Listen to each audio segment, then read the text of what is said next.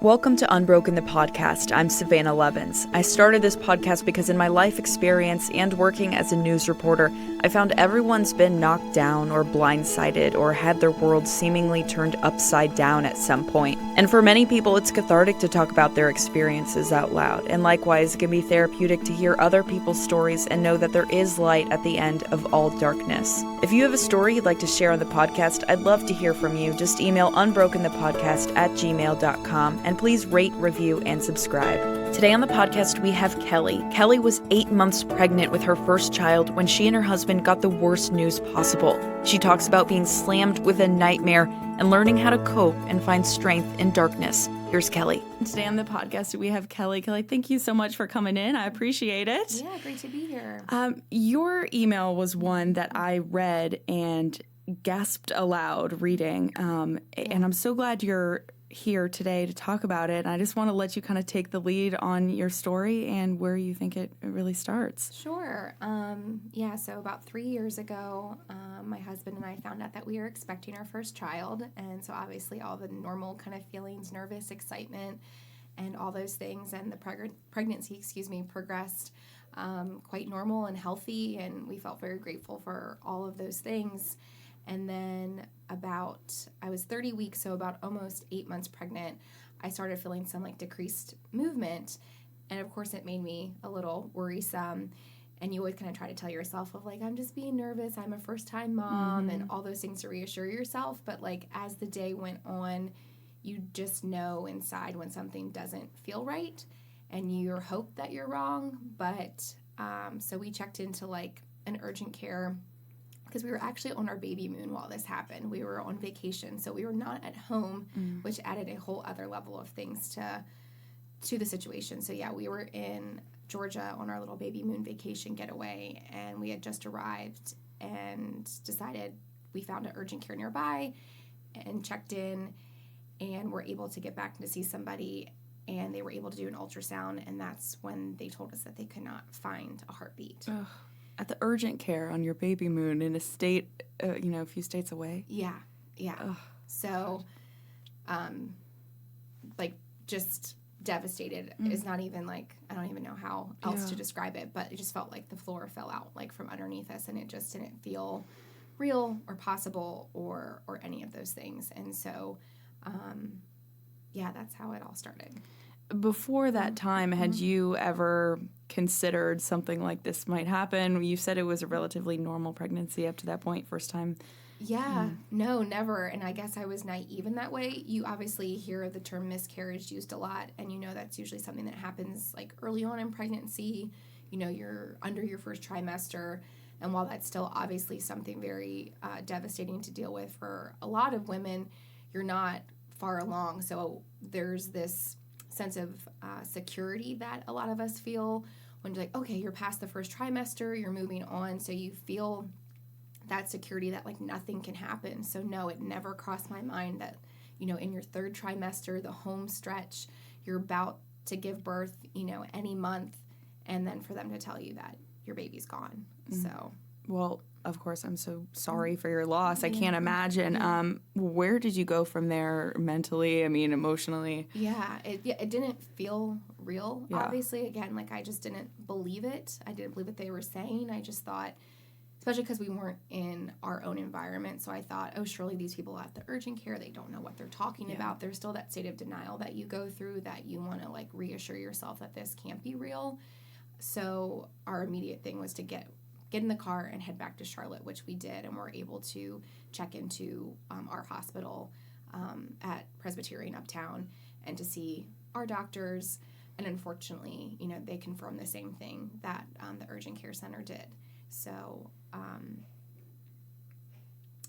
I imagine that, 4-hour drive from Georgia to Charlotte felt like so long. Were you and your husband talking at that time? What were you talking about? What were you? Yeah, it was just, it felt like the most insane thing. I just remember holding, squeezing his hand for dear life the entire time. And we were driving fast because we almost felt if we get there quick enough, naively we just thought maybe we can save him or something, felt that way, and we just wanted to get to the hospital as soon as possible. So yes, it was the most nerve-wracking 3 or 4 hours ever just to get back and to feel like, our doctors, they'll give us good news. That's what we're holding on to this sliver of hope that they could be wrong.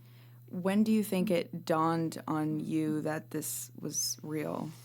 Probably when we got, to the hospital, when we got back to Charlotte, it felt real. And luckily we had my specific doctor wasn't on call that evening, but luckily like one of the most compassionate OBs that was on call that evening was there. And the way that she said it and was able to like show us on the ultrasound and everything like that was what we needed in that moment at the same time. So, and then them just giving you like all the options of what's next made it feel even more real, that you're just overwhelmed with like, okay, now how do we move to the next step in this process? So, had you ever before that time felt a grief like that? No, never.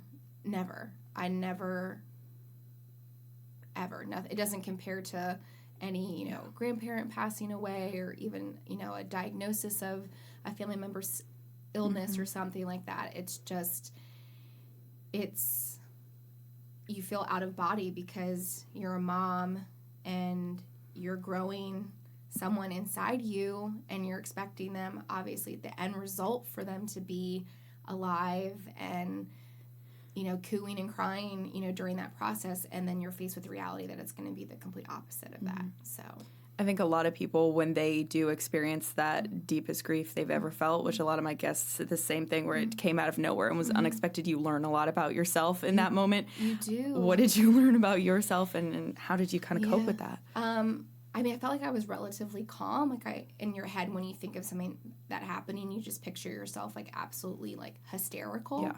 And you are in a bit of shock. So you just you're just taking the words in and what these medical professionals are telling you, but you're also overwhelmed. So I felt like I had to be calm to get through it. I had to like keep this certain amount of strength so I wouldn't just completely crumble and fall apart, because as much as I didn't want to be there and proceed to, obviously, I had to give birth at that point, and every bone in my body did not want to do that, but you have to do it. There's no other way. Like naively, you just think of like an exit strategy when you're earlier on and you miscarry. It's a lot less of an invasive process. Yeah. Sometimes it happens on its own, or it's a simple like procedure that you go in for. And they were preparing me to, give birth as if he was alive, but he wasn't. So did they induce you that same day? they did, yeah. So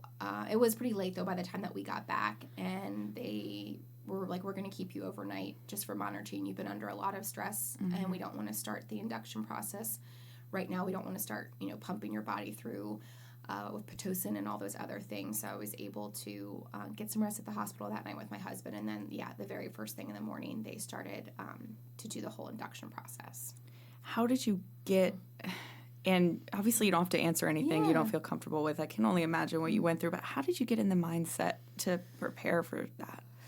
I don't even know. I was terrified because, again, still being a first-time mom, I was initially scared of just the birthing process in general. Yeah. Like we had done our hospital tour a few weeks prior, and all these other moms asking questions about, natural birth and all those things. And so I was scared, and I just kept saying I didn't want to do it. I asked naively, was there an option just for like a C-section? Because I was like, I don't know if I can like physically do this. And they usually advise against that just because it's a lot longer healing process to do surgery versus, the recovery time to do it naturally is a little bit better. So with that recommendation or with that advice from the doctors, I just kept pushing through. And luckily my husband was there by my side the entire time, and that was a huge pillar of strength for me, for sure. I would not have been able to do it without him. So how was he reacting in that moment? Because I'm sure he wanted to be there for you, but at the same time was dealing with the shock himself. Yeah, and he just said he felt helpless too in so many ways. And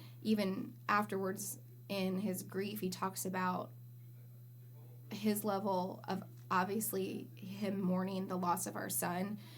But he's like, I know it's totally different for you because it's your body, and I didn't get to like feel or experience any of that. I didn't feel the movement grow from non-movement to then progressing, going into labor and giving birth and all those things. So he acknowledged how another level that was for me to physically go through all of it as well. Yeah. So, and then, obviously you had to go through the process of giving birth. I can only imagine what that was like. Did it just feel like it was a blur for you, or? A little bit, yeah. And luckily we had an amazing team of nurses too that were very supportive and very just aware of the situation, and we just felt very protected and cared for and safe in that moment. And they gave us so many options of how you're feeling.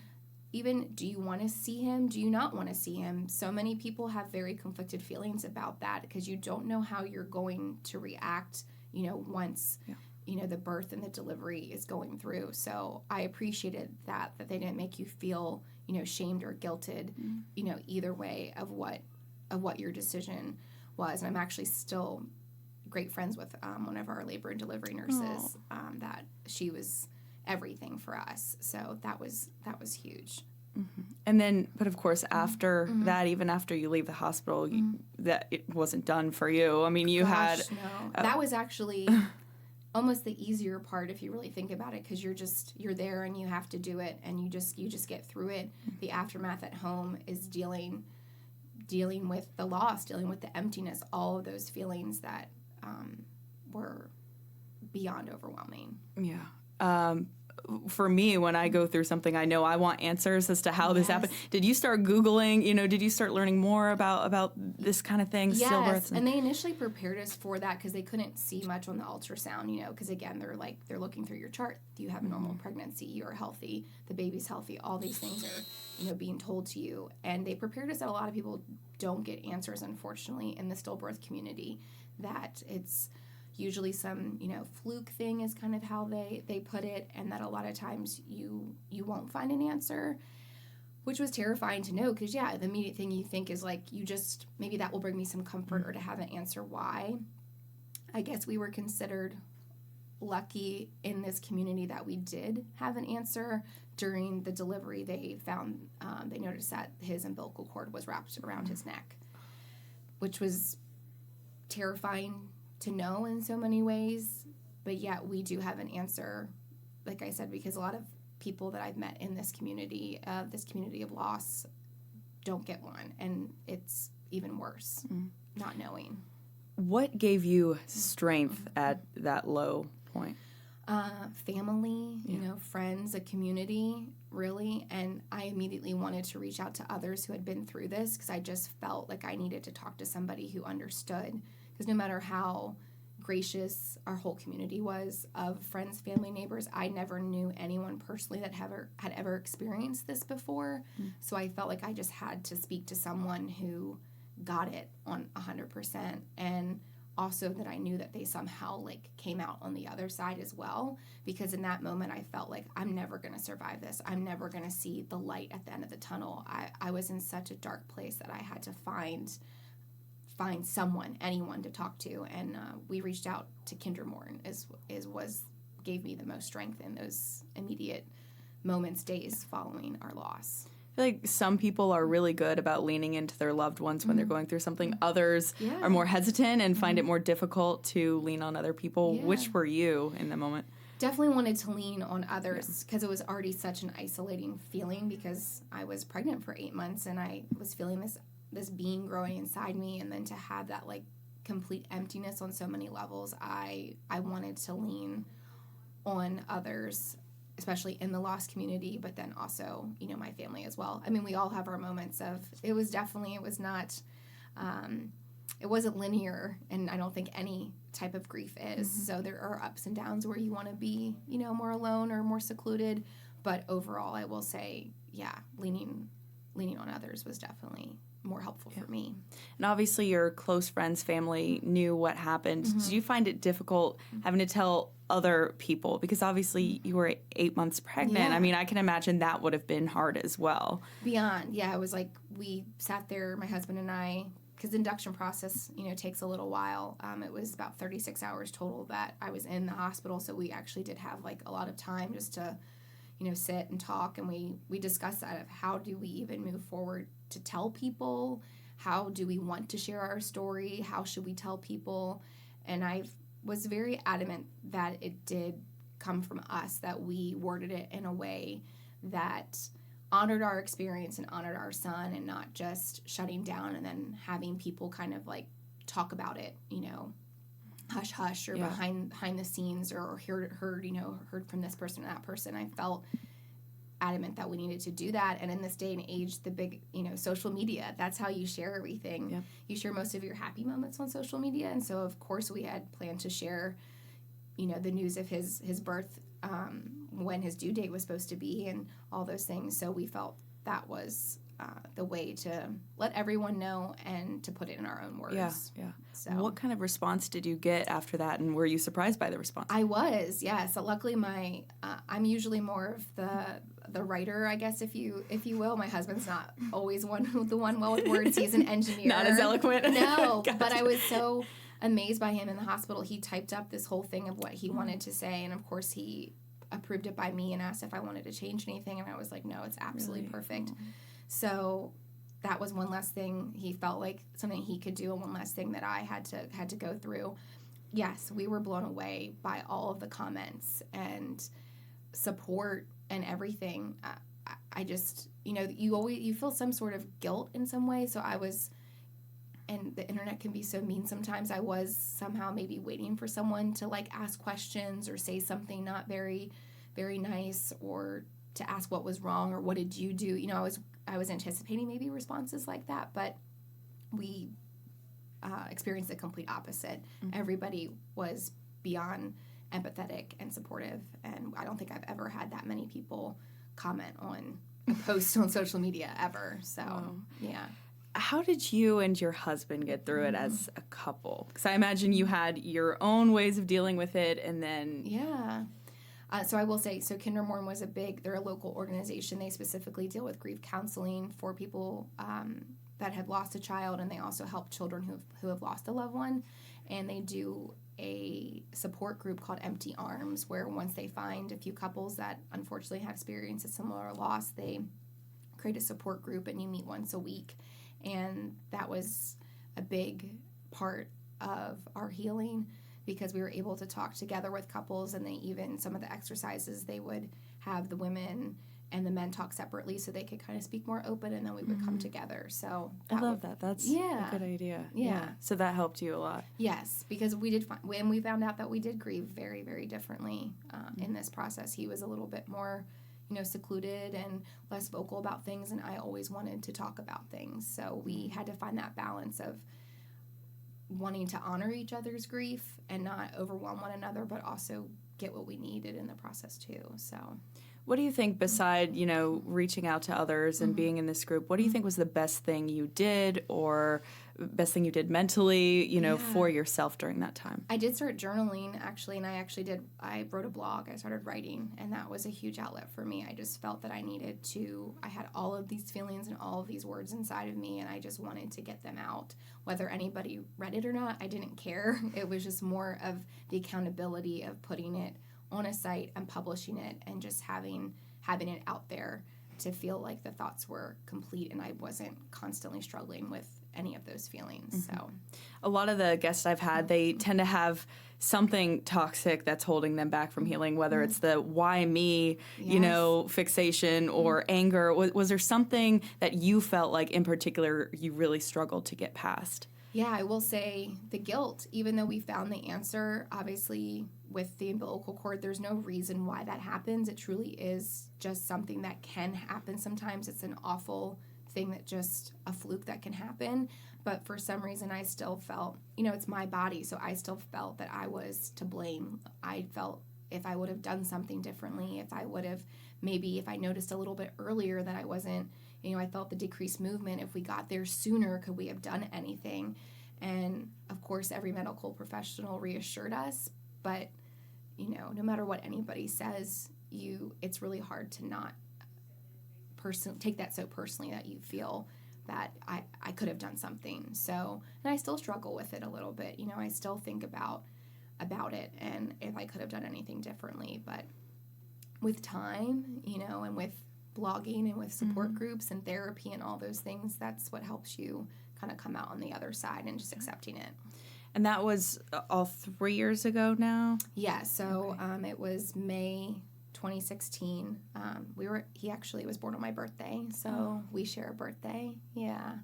So, just over 3 years ago. How over that time have you gone from the pit of grief to healing, but also honoring his memory? Yeah.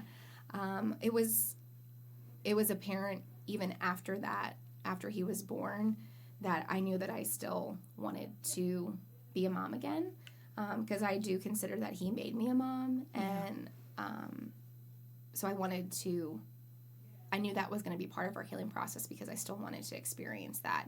So we did try again, and we were lucky enough to welcome his little sister almost 2 years ago. She'll be 2 in September. So that was, I would say, obviously our biggest thing. I just got full body chills. I love it. But I also know that's not part of everyone's story that experiences this. So you can't say that another child can never replace one. I always like to say that, because a lot of people do. They just think, oh, that's really sad that happened, but you'll have another and it's okay. But it's not. We still honor him, and in so many ways that we tell her about him and say, this is your big brother, and talk about him constantly. We have pictures. We were actually able to have a photographer come and take pictures while we were at the hospital, which is huge, because there are only like tangible, physical memories of him. So that's important to us. We have them displayed all over our house. And on his birthday, we do a celebration every year for him too. So just still making him a part of our lives and our family. Yeah. We have a lot of listeners who have emailed me before about infertility issues, and I've never had someone email about this in particular, but a lot of people have said they're really scared to try again, but they want to. When you went through that second pregnancy, was that really hard for you, or like how did you get through that? Beyond, I say second to losing my son, it was probably one of the hardest things that I ever had to do, because there was just so much anxiety with it, and your innocence is like stolen, before your first time pregnancy. I just was going through the motions and just thought, listening to the doctors, everything's fine, I'm fine. But too much then. And as much as they can reassure you that, the rates are so low, it's so unlikely for it to happen again, and the statistics and this, that, and the other. And I always felt, well, don't tell me about statistics, because I am a statistic, So it was really, really difficult to not kind of go back to the dark place of like all the what ifs, and still trying to hold out hope and have positivity during the pregnancy. But luckily our doctors were very understanding, and we were monitored extra, and we were able to see a specialist in tandem during that time. So all the extra checkups definitely helped a lot, and just pushing towards that end goal of like, we want another child, so this is what we, have to do to get her here. So I can only imagine what that moment was like, holding her in your arms after she was born. It was beyond amazing, and my biggest fear was, because there was so much silence met in the room when our son was born, you don't hear that, the big cry that you hear, after the child's born. And so there was this like initial moment of silence when she was born, and of course your heart just absolutely drops. And then as soon as she let out that big wail, I just felt like I could finally like exhale and breathe for the first time in so long, and it felt so good. And I didn't even know. I was like, is she here, John? Is she here? I just remember saying that to my husband, and as soon as they laid her on my chest, I was like, I'm done. Oh my gosh. Yeah. How far do you think you've come mentally, emotionally? I mean, how has all of this changed you, who you are today? Yeah. I always felt like I was a pretty empathetic person, but my son has taught me like empathy beyond. You're just more aware of people that are going through a rough time, and then you kind of realize that everyone around you is grieving something, small, large, whatever it might be. Everyone's struggling in a certain way. So I just like to be more mindful of that when interacting with friends, strangers, whoever, just to be a little bit more kind to others. And I will say that it's given me a lot of patience with my daughter too.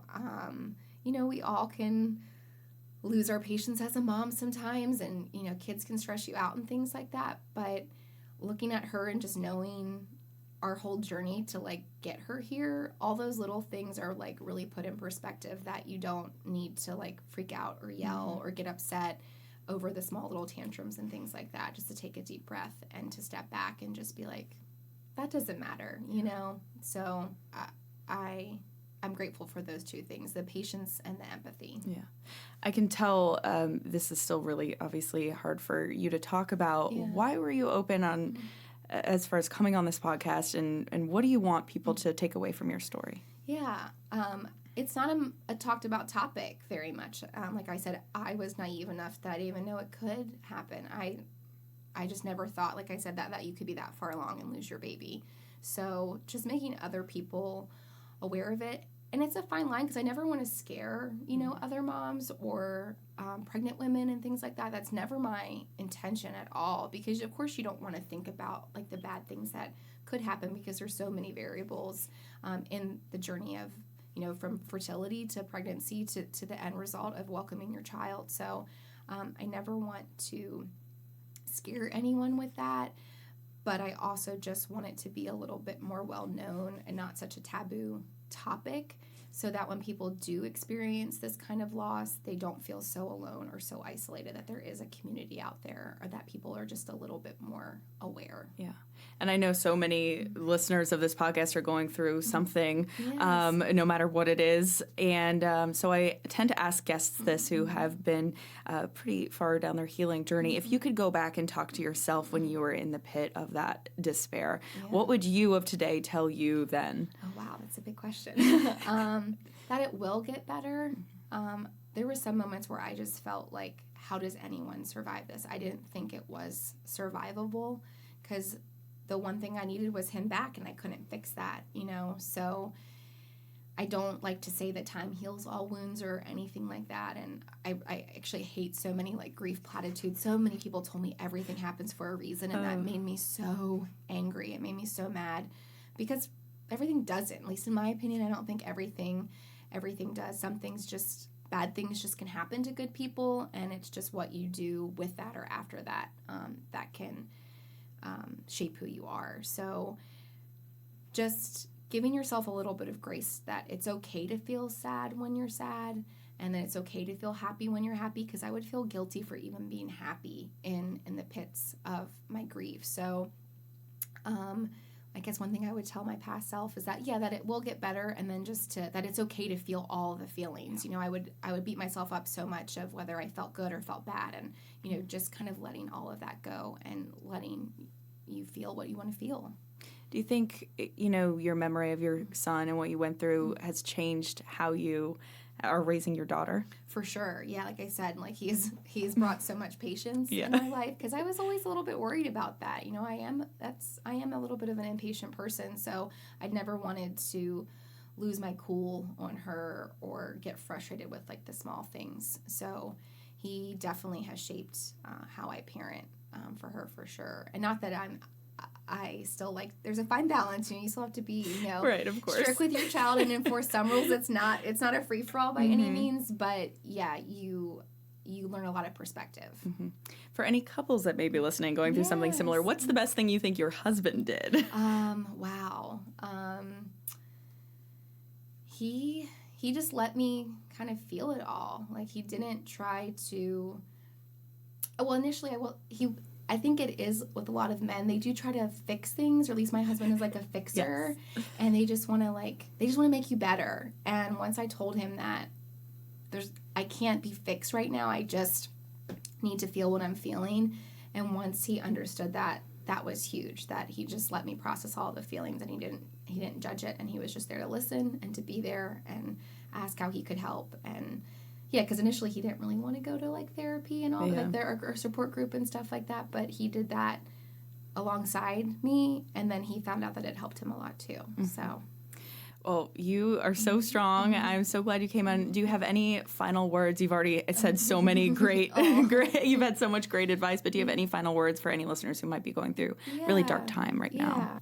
it's always good to hold on to some kind of hope, to always have like that little like light just to find it. And just for, or even if you're not going through something, but if you know that somebody that is, just offer support, just show up. That's my biggest thing, is just show up and be there. It doesn't have to be this grand gesture of like flowers or anything. People just want to know that they're being thought of and that they're heard and that they're cared for, even if it's a text message. And that person might not text you back because they might be in a very dark place in their grief, but just knowing that people were caring or they were out there, that they were listening, was a huge part of my healing, because a lot of people are there immediately right after the event happens, and then a few months pass by and people start to like sprinkle out.